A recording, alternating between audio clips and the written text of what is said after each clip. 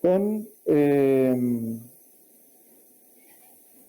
nuestro corazón, con nuestra mente, siendo reverente a la palabra de Dios.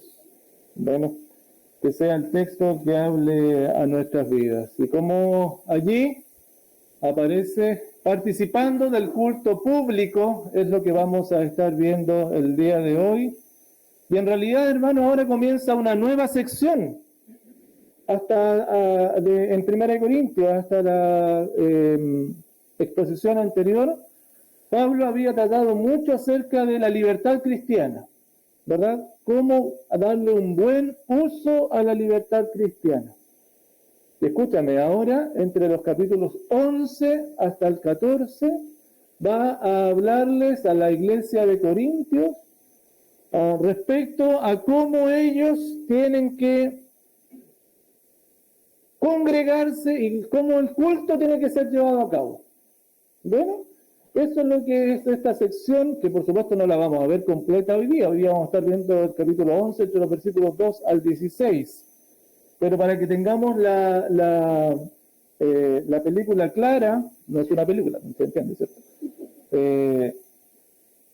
Que es lo que vamos a estar viendo, o la sección. Por lo tanto, las predicaciones que vienen de Corintios de aquí en adelante están relacionadas con el culto público.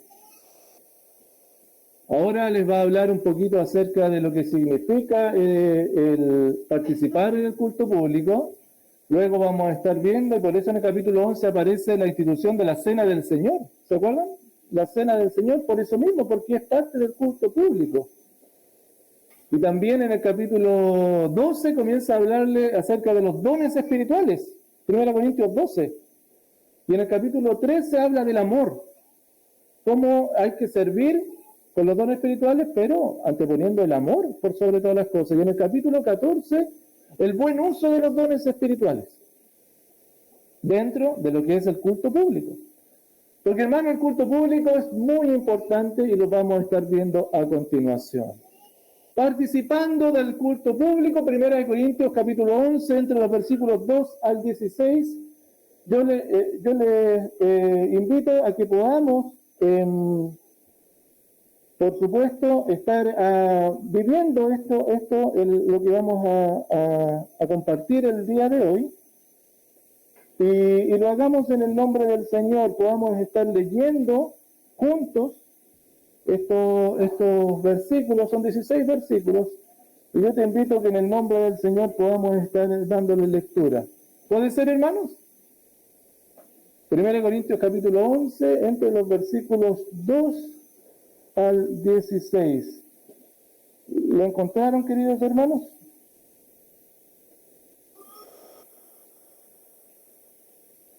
Leemos todos juntos en el nombre del Señor. A la 1, a las 2 y a las 3 dice: Os alabo, hermanos, porque en todo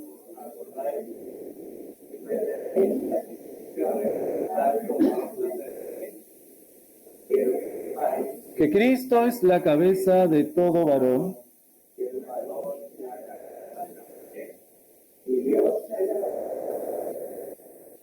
todo varón que ora o profetiza con la cabeza cubierta, afrenta su cabeza.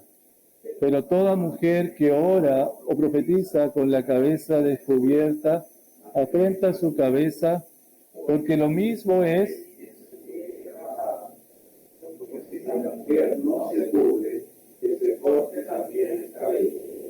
y si le es vergonzoso a la mujer cortarse el cabello o raparse, que se cubra, porque el varón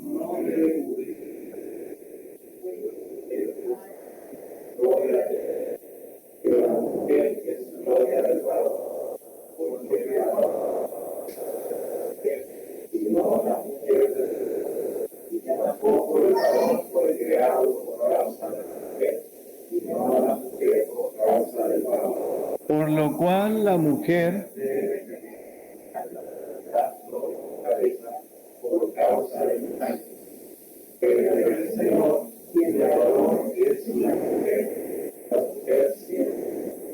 porque así como la mujer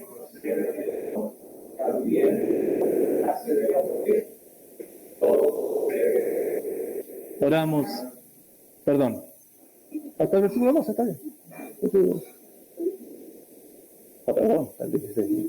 Perdón, seguimos. Juzgad vosotros mismos.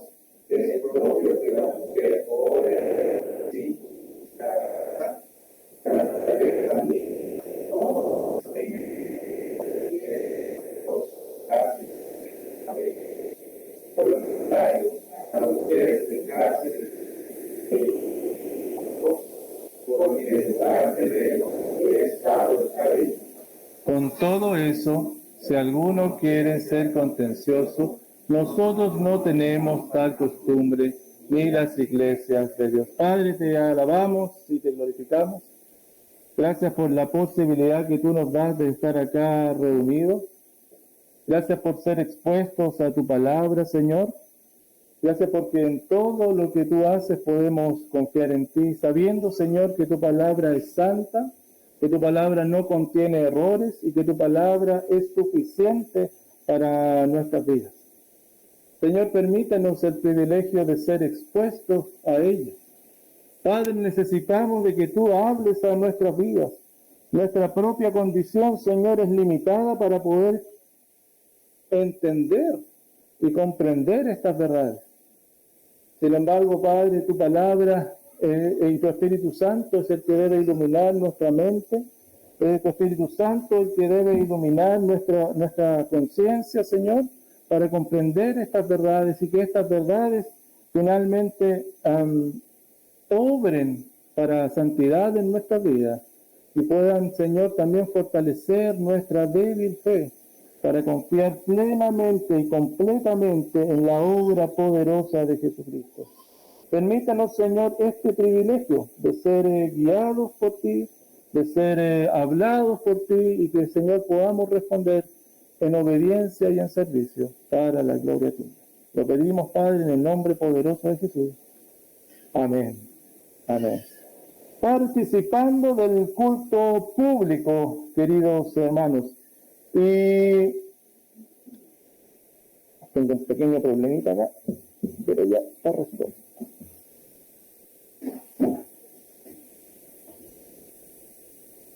Bien, hermanos queridos, como les decía, comenzamos entonces con esta nueva sección que tiene que ver con nuestra participación o la participación de los creyentes en el culto público. Y hermanos, malgastar el tiempo y esfuerzo generalmente se asocia con aquello a que le estamos dedicando tiempo, pero que a todas luces es poco productivo y provechoso, ¿cierto? Eso es malgastar tiempo. ¿Malgastas el tiempo? Te hago la pregunta, ¿tú malgastas el tiempo? Y bueno, hermanos, muchas veces esto va a depender de nuestra formación, con aquellas tradiciones que nosotros tenemos, con nuestras propias culturas familiares, que son distintas unas de otras. Para algunos una cosa es malgastar el tiempo y para otros no. Por ejemplo, para algunas familias o en algunos entornos, dormir siesta es malgastar tiempo. Dice, no, ¿cómo voy a estar durmiendo siesta? Eso es para los flojos. Para otras personas, para otros no, pues oye, esto es de bienestar. Es bueno descansar, por decir algo, hermano. ¿Eh? Para algunos hacer ejercicio, pero vamos a estar gastando tiempo en eso. Y para otros no, pues lo ven bien. Es necesario incluso. Bueno, como les decía, malgastar el tiempo, sin embargo, tiene más que ver con realizar una acción sin alcanzar los objetivos. Yo realizo acción sin alcanzar un objetivo y entonces malgasté el tiempo. Y ¿saben qué, hermanos? Hay muchas acciones que nosotros los creyentes podemos hacer y que no tienen ningún tipo de objetivo edificante. Como por ejemplo, participar del culto. No tienen ningún objetivo edificante, sino que simplemente participar de un culto. Pero pastor, ¿cómo es eso? ¿Cómo va a ser malgastar el tiempo de venir al culto? No estoy hablando que el hecho de venir al culto, sino que va un poquito más allá que esto.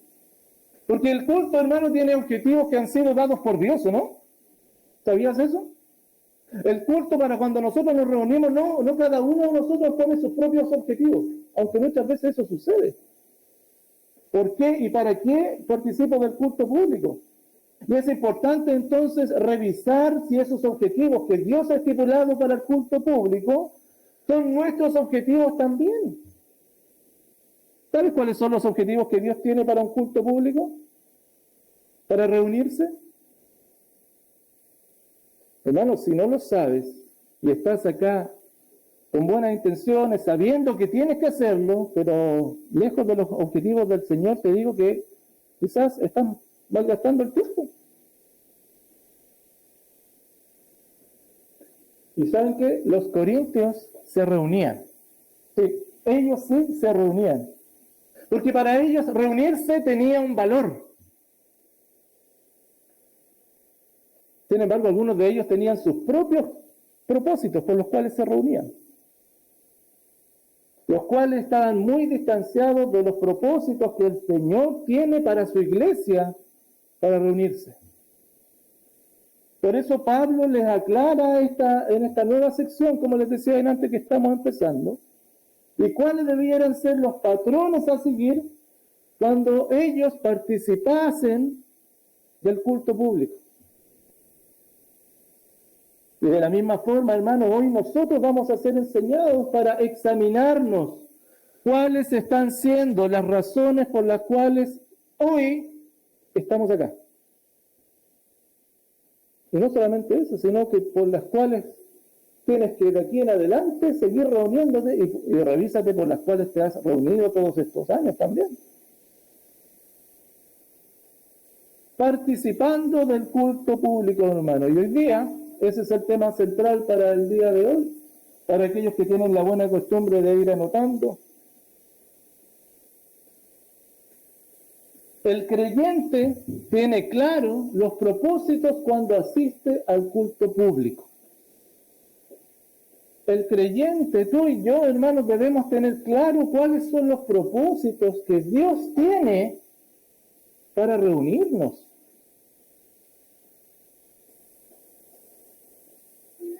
Cuando tuve la posibilidad durante toda esta semana de estar dedicándole varias horas al estudio de esto, preparando el mensaje, me gozaba en el Señor porque uno no siempre tiene la posibilidad de escuchar ciertos pasajes, generalmente.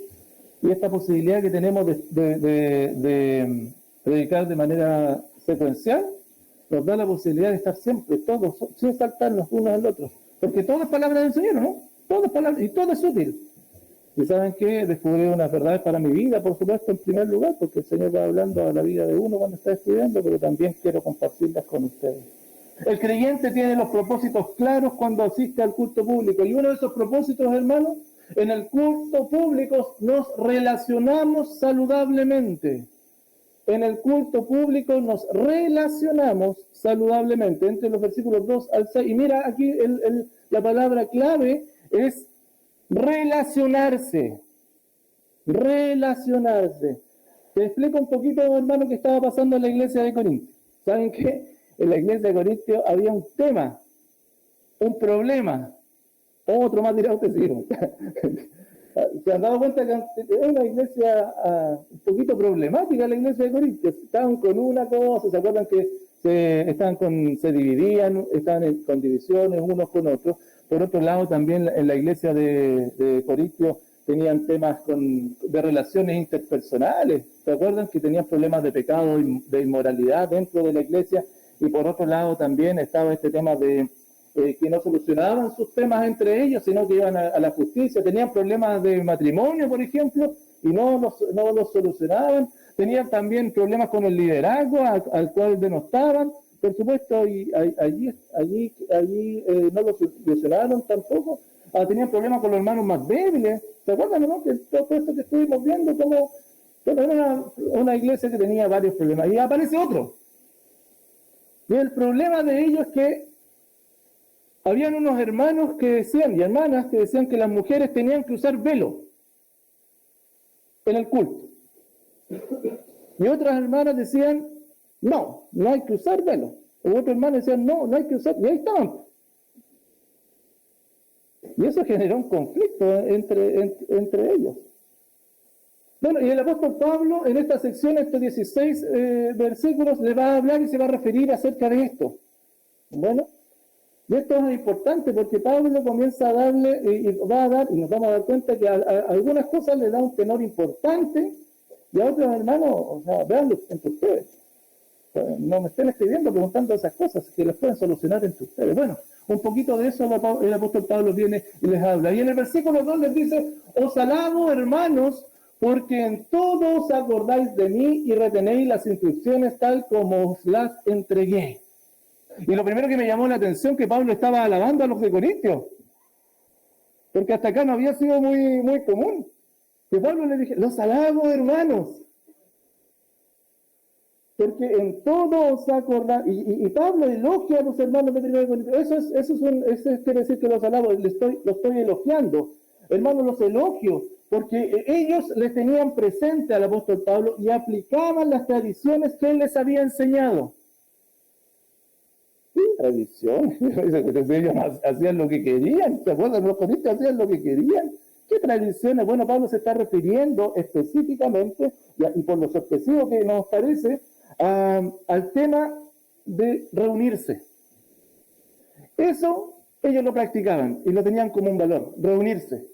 Tener culto público. Pablo les había enseñado que tenían que reunirse y eso esas son las tradiciones, las instrucciones, son las tradiciones que ellos lo tenían bien albergado. Ellos constantemente se reunían, no tenían problema en reunirse, habían entendido, si bien es cierto, cada uno hacía lo que querían, muchas cosas, pero el reunirse, sí, eso lo habían tomado en cuenta y lo seguían, y habían sostenido esta tradición cristiana.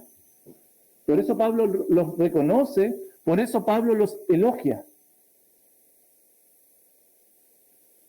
Pero, versículo 3, no siguió mucho, pero, al tiro, pero, quiero que sepáis que Cristo es la cabeza de todo varón, y el varón es la cabeza de la mujer, y Dios es la cabeza de Cristo. Hermano, este versículo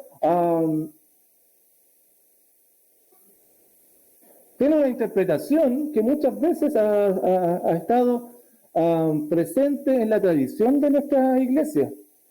Y ojo con esto, porque muchas veces lo miramos desde nuestra perspectiva. Y para comprender lo que Pablo quiere decir, la clave está en el significado de lo que significa cabeza, porque Cristo es la cabeza de todo varón, el varón es cabeza de la mujer y Dios es la cabeza de Cristo. ¿Cierto? En un significado tradicional podríamos entender, y entendemos nosotros, que cabeza quiere decir jefe, autoridad, ¿cierto? Y generalmente eso es lo que nosotros entendemos. Pero hermano, escúchame, no hay evidencia en la literatura griega, que fue donde esto se fue escrito, ¿cierto? Por lo tanto, es como ellos entendían el mensaje en los de Corintios, de que esta palabra tuviese que ver con autoridad, sino que tiene que ver con relación. Ojo con esto, con relación. Uno podría parafrasear entonces esto y decir, pero quiero que sepas que Cristo o del varón emana de Cristo. Bueno, eso es lo que está diciendo Pablo. Todo varón emana de Cristo, porque finalmente entendemos que el Señor creó todo, ¿cierto? Y que crea al varón. De la misma forma, el varón es la cabeza de la mujer, porque la mujer sale en la creación del varón. Y Dios es la cabeza del Cristo, y en este sentido del Cristo encarnado. Esa es la relación que tiene uno con otro. Y ojo, que esto es súper importante, porque en definitiva nos lleva a una interpretación que tiene efectos en la práctica de las iglesias.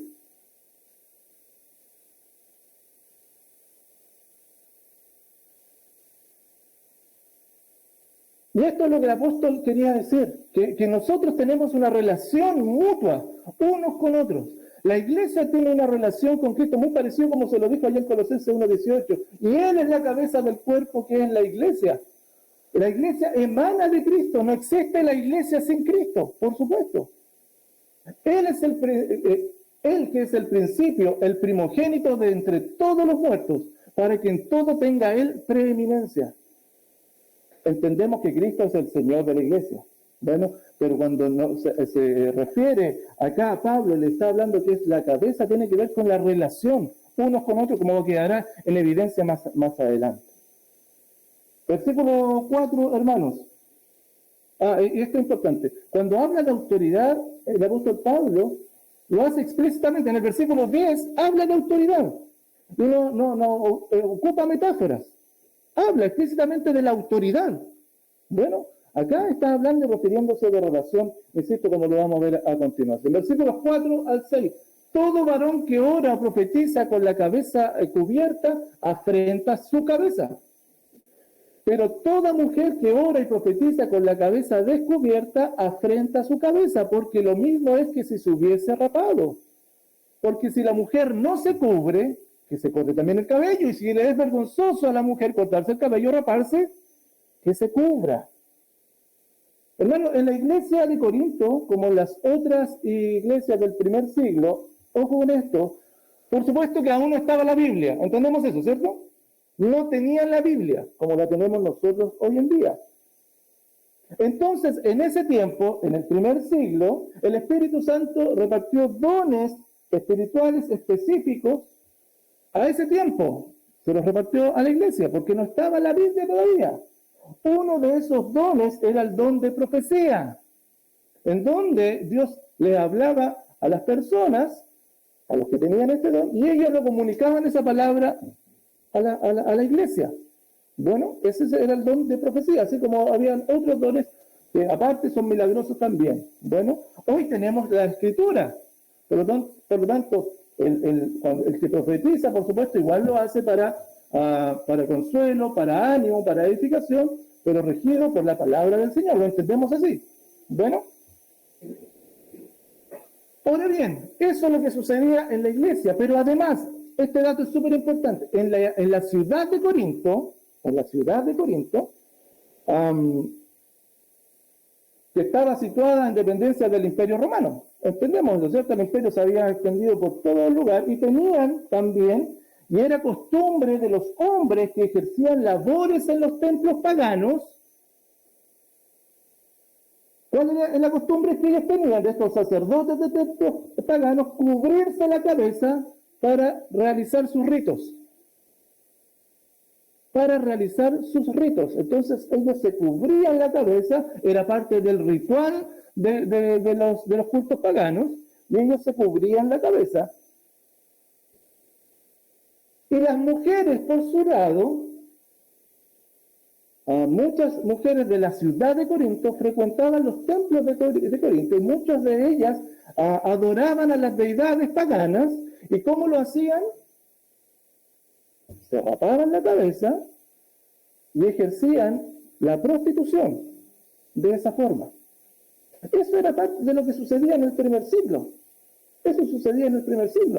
Así lo vivían. Entonces en los templos paganos, los sacerdotes cubriéndose las cabezas, y por el contrario las mujeres rapándose y ejerciéndose la prostitución como un acto de adoración también, pues. No era porque no era un tema comercial, sino que era un tema de adoración a sus deidades. Ahora bien, los hombres cristianos, si oraban con la cabeza cubierta, si los hombres cristianos oraban con la cabeza cubierta, ¿qué sucedía? Estamos hablando en el culto público. Si los hombres cristianos oraban con la cabeza cubierta, insultaban su cabeza. Eso es lo que está diciendo Pablo. Todo varón que ora, profetiza con la cabeza cubierta, afrenta, insulta a su cabeza. ¿Quién es su cabeza? ¿Quién es la cabeza del varón? Cristo. Acaba de decirlo en el versículo 3. Cabeza del varón es Cristo. Por lo tanto, cuando el varón en el culto público utilizaba las mismas prácticas que se utilizaban en los templos paganos, era un insulto a Cristo. Y por otro lado, si las mujeres cristianas que oraban y profetizaban en el primer siglo lo hacían con la cabeza descubierta, por supuesto era de vergüenza. Tenían que hacerlo con la cabeza cubierta, porque la cabeza cubierta las diferenciaba de las mujeres de los templos paganos. ¿Se entiende, hermanos? Estoy solamente estableciendo, y Pablo lo que hace es argumentando y estableciendo el contexto acá, bueno, de lo que sucedía en ese entonces.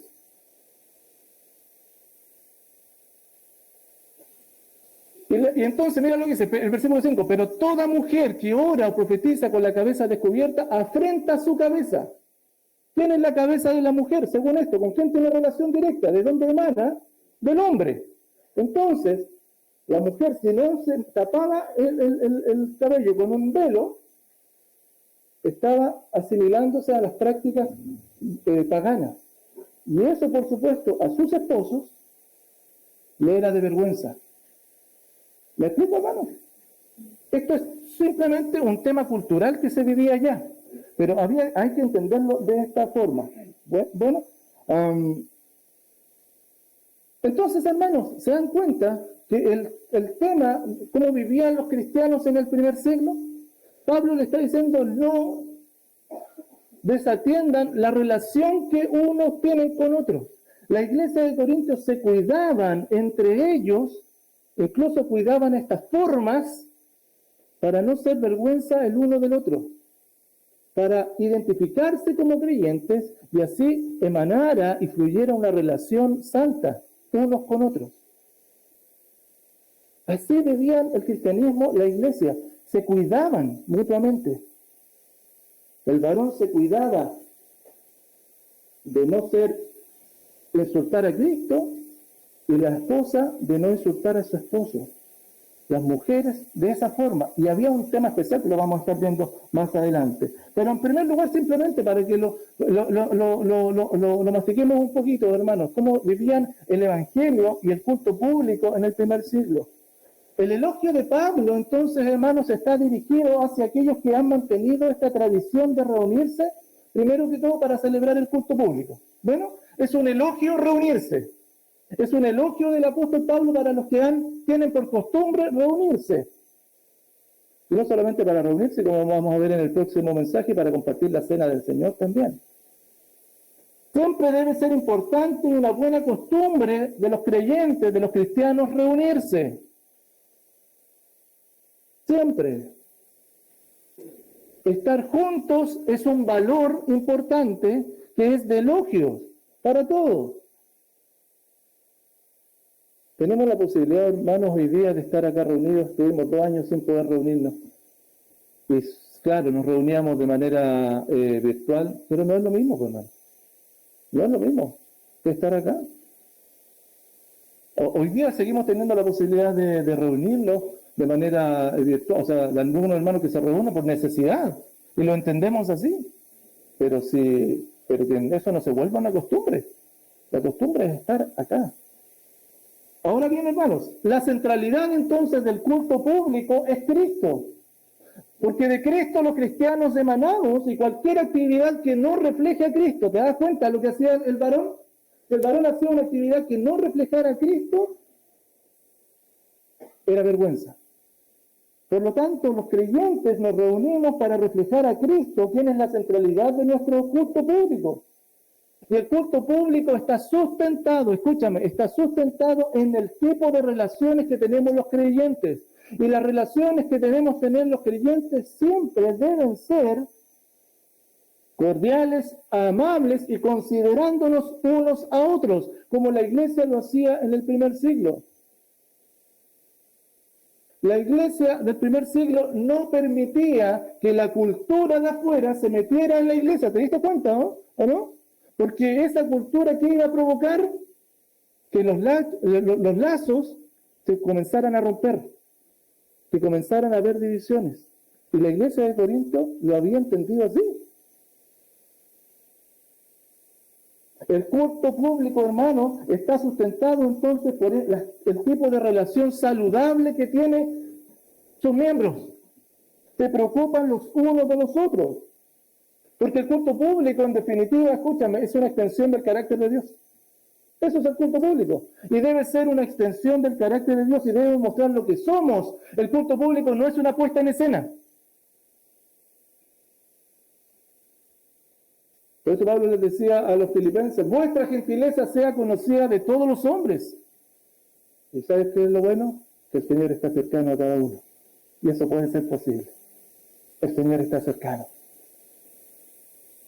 Entonces, hermanos, te pregunto, hoy día nos hemos congregado acá. Nuestra iglesia, y eso es algo que tenemos que estar preocupados siempre, organiza su culto público manteniendo a Cristo como centro. Eso siempre es algo que tú y yo tenemos que estar reforzando. Que Cristo sea el centro, no los accesorios. ¿Hay algunas cosas que podrían sacar a Cristo y su palabra del centro del culto público? ¿Te imaginas algunas cosas que pueden sacar a Cristo del centro? Sí. En el caso de los corintios, ¿se acuerdan? Se ponían eso. O las mujeres no usaban el velo. Y por lo tanto sacaban a Cristo, comenzaban a entrar la cultura dentro de la iglesia. Y ellos no permitieron eso. Mira, por eso Pablo les decía, los alabo por esto. Muchas veces, hermanos, ponemos atención en los elementos externos como el lugar,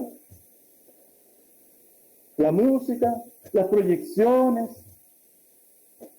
Y muchas veces eso no es que sea malo en sí mismo, al contrario, pero determina nuestra opinión del culto. A veces nuestra opinión del culto es si estuvo lindo o no. Cuando nuestra examinación tendría que ser, ¿fue Cristo glorificado? ¿Estuvo Cristo en el centro? Antes de venir acá y de congregarnos, ¿no debiéramos considerar cuál está siendo nuestro tipo de relación unos con otros?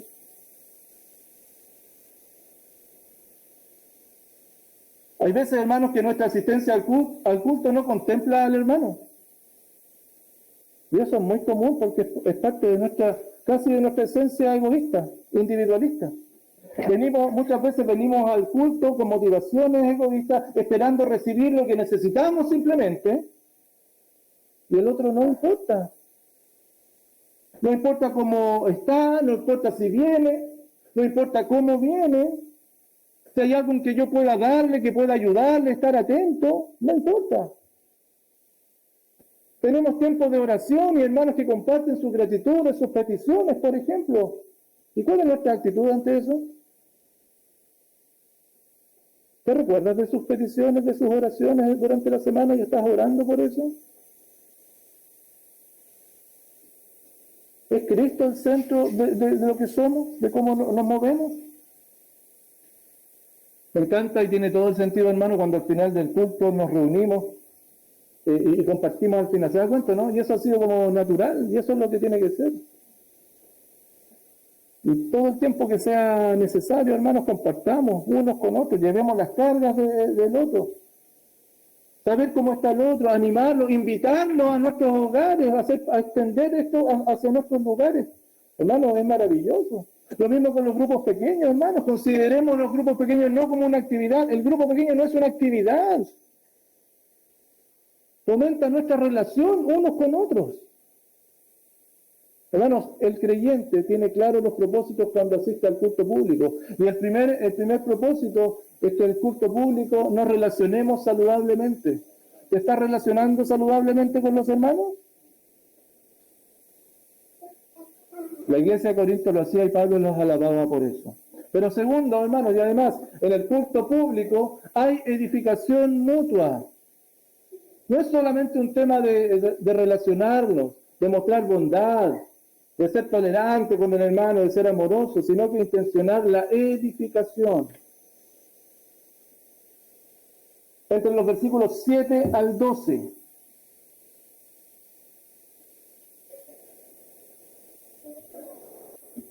Mira cómo va cambiando esto a continuación.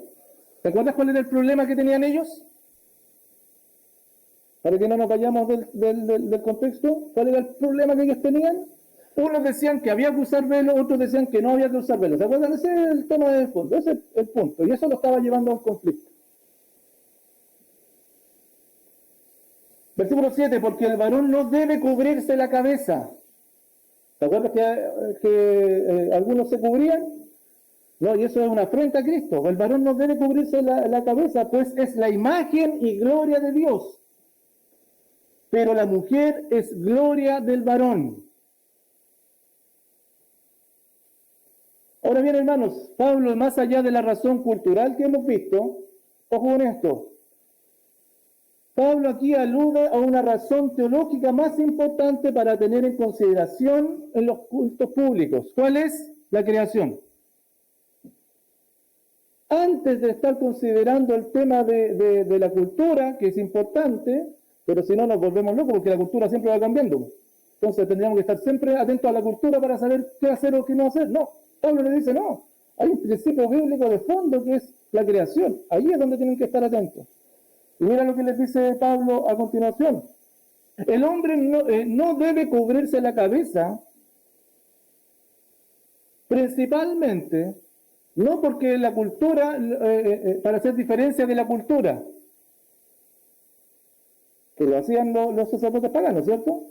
No, esa no es la razón principal. La razón principal es porque el hombre es la imagen y gloria de Dios. ¿Sabemos eso, no?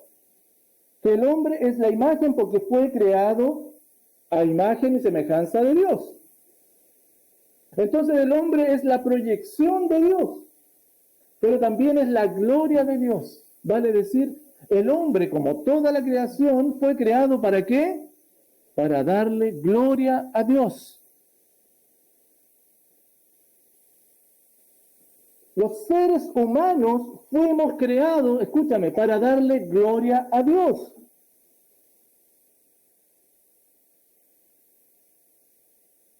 Y mira lo que sigue diciendo ahí. Pero la mujer es gloria del varón. ¿Qué quiere decir que la mujer sea la gloria del varón?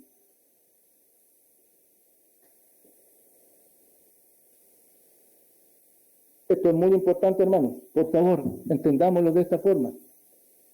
La mujer es gloria del varón. La mujer, hermanos, ¿para qué fue creada la mujer? ¿Por qué fue creada la mujer?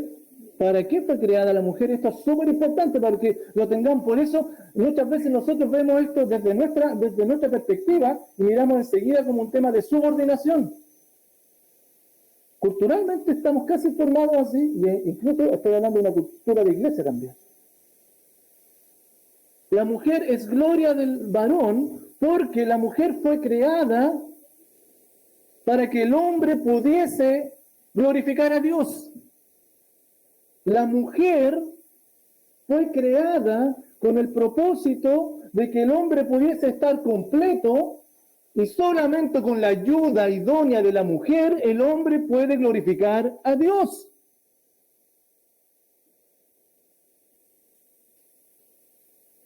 En otras palabras, hermano, la relación entre hombre y mujer entonces no está basada en una autoridad, sino en una necesidad mutua. En una necesidad mutua. Versículo 8. Porque el varón no procede de la mujer, sino la mujer del varón. Y tampoco el varón fue creado por causa de la mujer, sino la mujer por causa del hombre. ¿Recuerdan allá en Génesis 2:18? Es claro. No es bueno que el hombre esté solo. Dios ya le había dado la misión al hombre, ¿cierto? Dios ya le había dado una misión. Yo sé que a los que han hecho el curso de prematrimonio, o no prematrimonio, sí, pues, prematrimonial, se acordarán de algunas de estas cositas, ¿cierto? La mujer no fue creada como el complemento ideal del hombre. No es que Dios vio y dijo, mira, el hombre está solo, están todos los animalitos de dos, entonces, ya, pues entonces, ¿cómo va a estar solo? No es la compañía ideal del hombre, es la ayuda idónea. El hombre necesitaba ayuda para realizar lo que Dios le había encomendado, que era obedecer y servirle. ¿Se acuerdan que Dios se lo había planteado así? Obedéceme y sírveme. Y la mujer es la ayuda idónea. Por eso la mujer es la gloria del hombre. ¿Me explico, hermanos? Hay un tema de necesidad mutua, que nos necesitamos mutuamente para ser uno y adorar a Dios.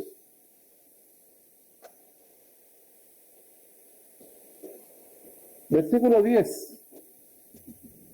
Por lo cual la mujer debe tener señal de autoridad sobre su cabeza por causa de los ángeles. Este versículo me llamó la atención, en serio. ¿De qué se trata esta cosa? Me tomó bastante tiempo, pero tiene todo el sentido. Ahora, la mujer en el primer siglo, pongamos por favor, miremos todo esto como que sucede en el primer siglo, no lo miremos con los ojos de hoy. La mujer lo que hacía no era ponerse un velo, ¿para qué? Para diferenciarse de la cultura. La mujer se ponía un velo en la iglesia, Pablo le dice, como señal de autoridad en su cabeza. Y esa señal de autoridad quiere decir, yo estoy casada. Esa era la señal de autoridad, que se sometía a su matrimonio. A diferencia de lo que pasaba afuera, no. Y dice que eso lo hacía a causa de los ángeles. Y cuando habla acerca de causa de los ángeles, no siempre pensemos en ángeles como seres celestiales.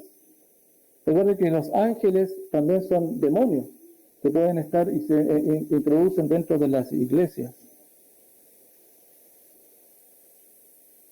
El no tenerlo en el primer siglo significaba, no estoy casada. ¿Me explico, no, hermano?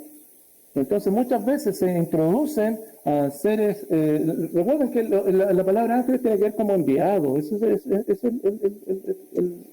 muchas veces se habla y es una figura del ángel, por ejemplo, el ángel de las 7 iglesias, que no es que sea un ángel, muchas veces puede ser el pastor y otros ángeles que, bueno, en este caso, al menos las interpretaciones más confiables dicen que es esto, que pueden ser ángeles, demonios que se meten, o personas que entran para dividir la iglesia simplemente.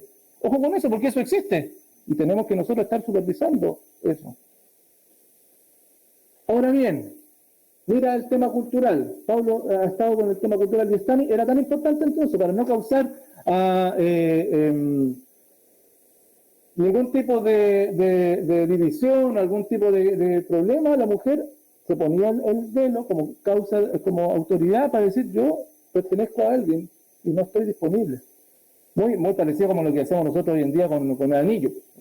Muy parecido a eso. Ahora bien, pero en el Señor, ojo con esto, mira cómo Pablo cambia esto. Esto sucede culturalmente. Pero en el Señor, ni el varón es sin la mujer, ni la mujer sin el varón. Porque así como la mujer procede del varón, ¿sabemos eso, cierto? También el varón nace de la mujer. Lo importante es que, pero todo procede de Dios. Entonces, hermano, la mujer muestra su compromiso con el hombre de juntos glorificar a Dios y de pertenecer al hombre que Dios le dio a través de este velo sobre su cabeza como señal de autoridad. Eso sucedía en el primer siglo. Porque ella mostraba que estaba así, sometida a su matrimonio. Ahora bien, en el Señor, sin embargo, para la iglesia que está en Cristo, el Señor, tal diferencia entre hombres y mujeres no existe, porque tanto hombre como mujer son interdependientes. Ambos se necesitan, como le expliqué delante, para poder glorificar al Señor. Ambos proceden uno del otro, eso es lo que está diciendo Pablo acá, y lo más importante, ambos proceden de Dios, y fueron hechos por Dios y para Dios. Por tanto, hermano, en la iglesia, ni hombres ni mujeres tienen mayor dignidad unos que el otro, no tienen mayor dignidad uno que el otro, sino ambos provienen de Dios, ambos viven para Él. ¿Me explico, hermano? Eso es lo que el apóstol Pablo estaba diciendo. Mira otra vez, la relación entre creyentes en el culto público. En el culto no hay unos que sean más, en orden jerárquico, mayor que otro.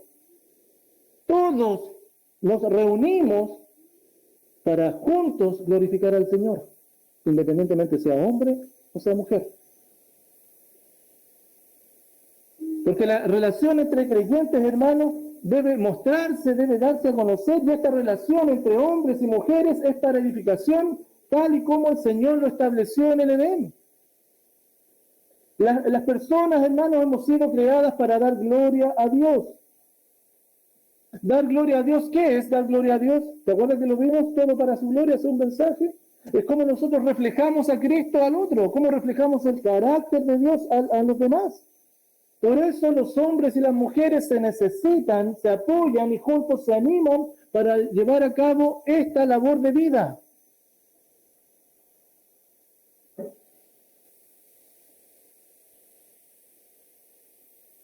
Esto es una realidad en el matrimonio, como les decía, pero también, hermanos, es una realidad en la iglesia de Cristo. Todos somos útiles y todos nos ayudamos para que nuestros hermanos, conozcan del Señor y sean salvados a diario del pecado que los asedia. Todos nos ayudamos mutuamente. Colosenses 3, 16 y 17 lo sabe, ¿cierto? Mira cómo Pablo llama un poquito, esta carta escrita un poquito más tarde, mira lo que les dice. La palabra de Cristo mora en abundancia en ustedes, en toda la iglesia, enseñándose y exhortándose unos a otros en toda sabiduría, cantando con gracia en vuestros corazones al Señor, con salmos e himnos y cánticos espirituales. Y todo lo que hagan, de palabra o de hecho, todo háganlo en el nombre del Señor Jesús, dando gracias a Dios Padre por medio de Él. Por tanto, mira el llamado a la iglesia, todos unidos, siendo uno, porque la iglesia es uno, si es el matrimonio es uno, la iglesia también es uno, y son uno porque se ayudan mutuamente a glorificar al Señor. Lamentablemente, hermanos, nuestra cultura y tradiciones nos ha hecho pensar que hay diferencias jerárquicas entre hombres y mujeres. Dios nos diseñó para ayudarnos en todo.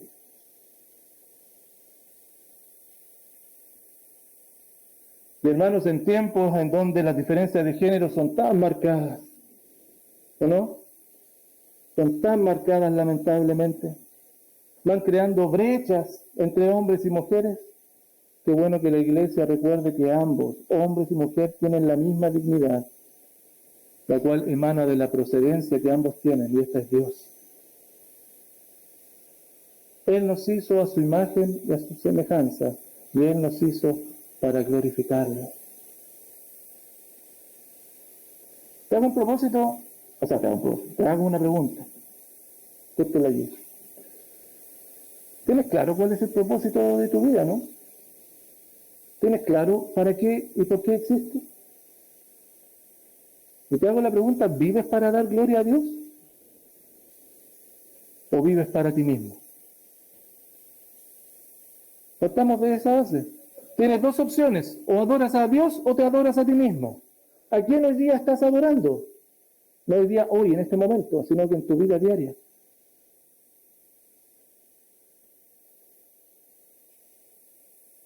¿Sabes que es posible, si le estás adorando a ti mismo, sabes que es posible que entregues tu vida a Dios para que Él la transforme y comiences a vivir para Él?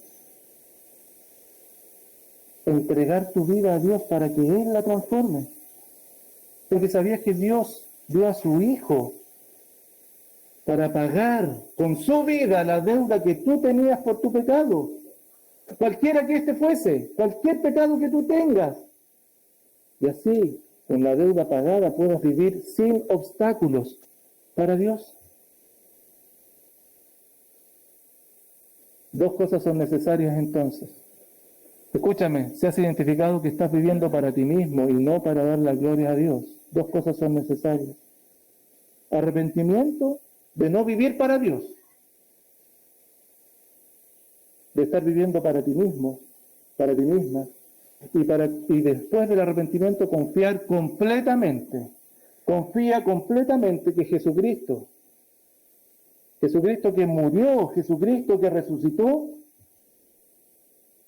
Él tiene poder para rescatarte. Él tiene poder para transformarte. Todavía hoy día, aún siendo creyente, Jesucristo sigue teniendo poder para rescatarte, de las miserias que el pecado que está remanente en nuestro cuerpo todavía batallan contra nosotros. ¿Hasta cuándo vives lejos de Jesucristo? ¿Hasta cuándo vives lejos de Jesucristo?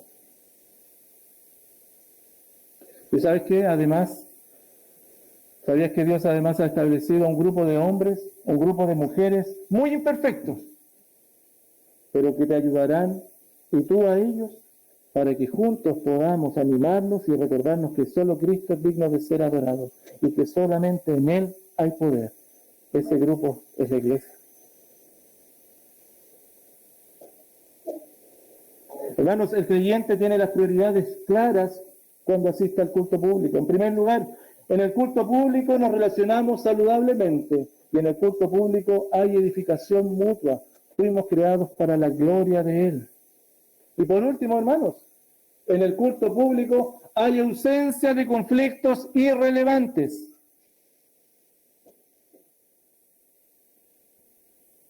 Hay ausencia de conflictos irrelevantes. Versículos 13 al 16. Mira el 13 como sigue diciendo Pablo. Juzgad vosotros mismos.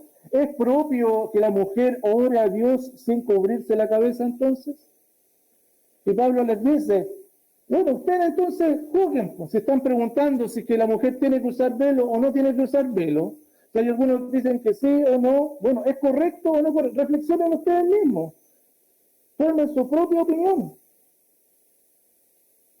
Y Pablo les dice en este tema a ellos como iglesia, y les dice, ustedes tienen la respuesta, ustedes deben dar la respuesta.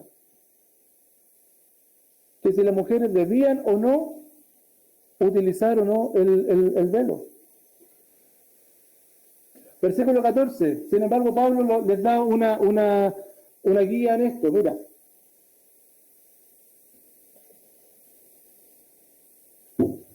La naturaleza misma nos enseña que al varón le es deshonroso dejarse crecer el cabello. Por el contrario, a la mujer dejarse crecer el cabello le es honroso porque en lugar de velo le es dado el cabello. ¿Es correcto entonces para la mujer de ese tiempo? ¿Era correcto cubrirse la cabeza? ¿Las cristianas necesitaban cubrirse la cabeza?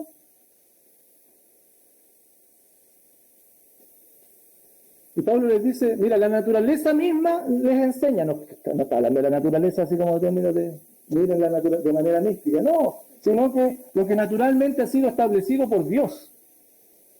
Bueno, Dios mismo ha establecido lo que es honroso y deshonroso. Si uno se da cuenta, este tema del pelo corto en el hombre es un tema nuestro simplemente, ¿no? En general, en todas las culturas y por los siglos ha sido así, claro, hay excepciones. No. De hecho, en el primer siglo los que tenían la obligación de usar el pelo largo es porque tenían un pacto al respecto, y no se cortaban el pelo y todo, pero era un tema del hombre siempre así. Y la mujer, por el contrario, dejarse crecer el cabello, dice la naturaleza misma les dice esto, o sea, Dios lo ha establecido de esta forma. Que para el pelo corto, para el hombre es así, es honroso, y para la mujer el pelo largo le es un honor. Y esa era la diferencia entre las mujeres paganas, simplemente. No había que hacer tanto ritualismo. Pablo le está llevando a esto. Vayan al Génesis. No traten de luchar contra la cultura y diferenciarse de la cultura. Vayan a lo que el Génesis ha dado, lo que el Señor ha establecido. Allí encuentran la respuesta. Antes de lo que la cultura indique, Dios ha establecido patrones a seguir. Pónganles atención, considérenlos. Versículo 16, final. Con todo eso, si alguno quiere ser contencioso, nosotros no tenemos tal costumbre, ni las iglesias de Dios. Y Pablo, con todo lo que ha explicado hasta acá, si alguno insiste en disputar, si alguno insiste en estar causando conflicto, sépase que nuestra costumbre no es esa, dice Pablo. Pablo deja claro que el uso o no del velo es un tema propio de esa iglesia. Ustedes resuélvanlo. Y si hay que usarlo o no, bueno, no representa, no lo está representando, ese dictamen no lo representa a él, tampoco representa a las otras iglesias. Véanlo ustedes. Ustedes tienen un tema local, ¿cierto? Pablo le está diciendo, ustedes tienen un tema local que resolver. Lleguen a un acuerdo, reflexionen, pero en ningún motivo eso que nos lleve a conflictos. Y nosotros no tenemos esa costumbre de andar en conflicto, la iglesia tampoco. Las otras iglesias, refiriéndose a las otras iglesias que estaban lejos o fuera de la ciudad de Corinto. Pablo, en otras palabras, yo me imagino esto que Pablo le está diciendo: paren de andar disfrutando con cosas que pueden ser importantes para ustedes en su costumbre, en su cultura, pero la verdad que dentro de la iglesia no son tan importantes. No lo son. Miren el resto de los hermanos, miren el resto de la iglesia, no andamos disputando por estas cosas. Y Pablo está estableciendo que aquellas particularidades de cada iglesia, debido a costumbres o cultura, no son exportables, ni representan una regla para las otras iglesias. Eso es lo que Pablo está diciendo. Hermanos, ¿sabes por qué? Porque escúchame, por favor, Dios ha establecido desde antes muchas cosas que las culturas han ratificado o han descartado. Pero eso Dios ya lo ha establecido desde antes. Y ese es un tema muy importante, sobre todo hoy en día.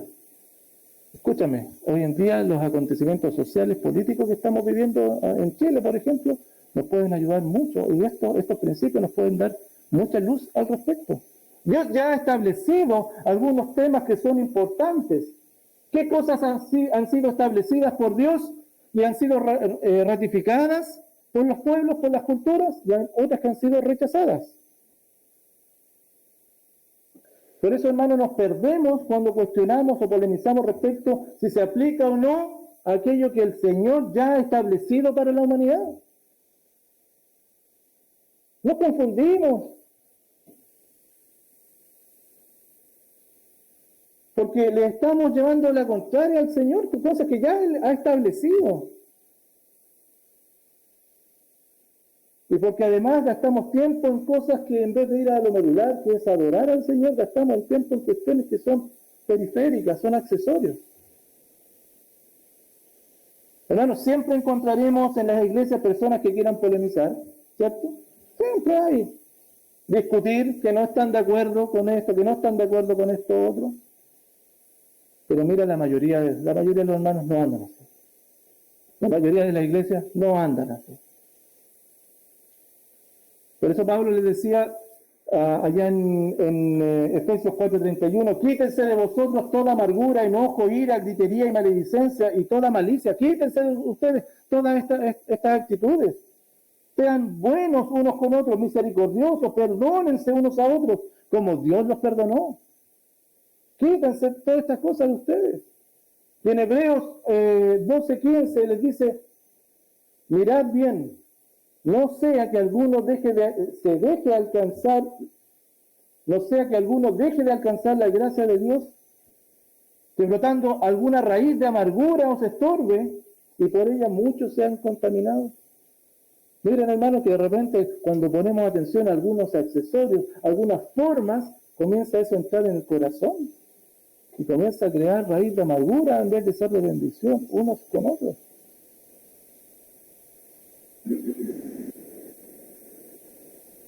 Termino con esto, hermanos. Escúchenme. Algunos de los de Corinto estaban discutiendo por aquello que Dios ya había establecido. ¿Te das cuenta, no?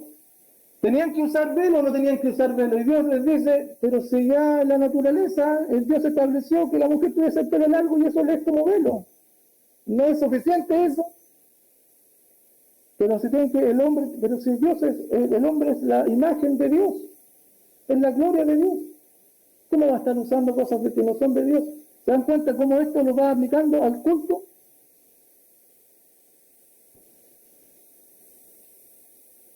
Podemos tener, hermano, muchas veces nosotros la misma tendencia. A veces, hermano, me encuentro discutiendo, o no discutiendo, pero veo hermanos discutiendo si el valor del matrimonio y de la familia hay que discutirlo. La familia como núcleo de la sociedad, tenemos que discutir eso. Eso ya está establecido por Dios. Y hoy día, con todo este tema político-social, aparece nuevamente este tema. ¿Tenemos que nosotros que discutir eso o ya está establecido? Tenemos que discutir que Dios creó al hombre y a la mujer para estar juntos y juntos glorificar a Dios. Hay que estar discutiendo eso.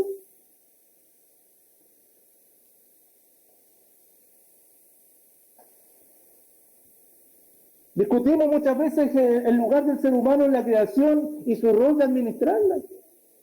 Cosas que ya fueron establecidas por el Señor. Discutimos que la naturaleza y los animales están bajo del cuidado de las personas, pero nunca al mismo nivel, porque eso lo estableció el Señor así. Discutimos que tanto hombres y mujeres deben ayudarse y juntos glorificar a Dios, o pensamos que hay jerarquías, que hay grupos, hombres por un lado, mujeres por otro lado. ¿Me explico, hermano? Si Dios lo estableció de esa forma, no tenemos. Cuando Dios habla, como el oye por ahí, cuando Dios habla, nosotros callamos. Dios ya lo estableció de esa forma. Hermano, no discutamos cuando de repente elementos accesorios en el culto y nos quedamos pegados en eso y gastamos tiempo en aquello en vez de enfocarnos en lo fundamental. Hermano, te ayudo, tú me ayudas para que juntos reflejemos a Cristo. Hermano, el culto público es la proyección de Dios entre los suyos. Eso es el culto público. Por tanto, las bondades, el amor y la búsqueda del bienestar del otro es lo principal. Eso es lo que se debe vivir en un culto público. Y cuando alguien viene, una visita, está con nosotros, cuando alguien se une a la iglesia, debe ver y conocer una nación santa, un pueblo escogido por Dios.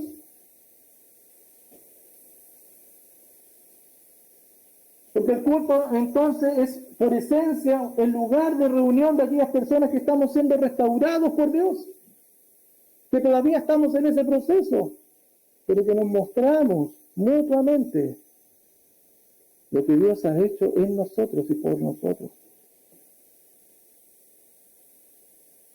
Debemos estar entonces conscientes de esta realidad. Examinémonos a nosotros mismos las razones por qué nos estamos congregando. Es tiempo entonces, hermanos, de clamar al Señor para que Él siga transformándonos y podamos ser reverentes y útiles en el momento que nos reunimos. Hermanos, el creyente tiene claro los propósitos cuando asiste al culto público. Y déjame decirte lo último antes de denunciar eso. Si bien es cierto, Pablo ahora, en este punto, se dieron cuenta que finalmente dice, véanlo ustedes, hay temas que son accesorios, que son culturales, hay temas que se pueden estar relativizando y otros que no. Con respecto al tema de hoy día, el que viene después, sin embargo, que tiene que ver con la cena del Señor, el culto público es así. Y lo ordena. El creyente tiene claro los propósitos cuando asiste al culto público. En el culto público nos relacionamos saludablemente. En el culto público hay edificación mutua. Y en el culto público hay ausencia de conflictos irrelevantes. Oramos al Señor. Padre, gracias por la posibilidad que tú nos has dado de ser expuestos a tu palabra. Señor, sigue hablando a nuestra vida, a nuestro corazón. Sigue sosteniéndonos, Padre, para que en todo momento y en todo lugar la gracia tuya, tu Espíritu Santo, siga hablando a nuestra vida y podamos ser conformados a tu palabra. Oh Señor, cuánto en nosotros estamos poniendo en el culto, cuánto de nuestra cultura muchas veces está entrando acá.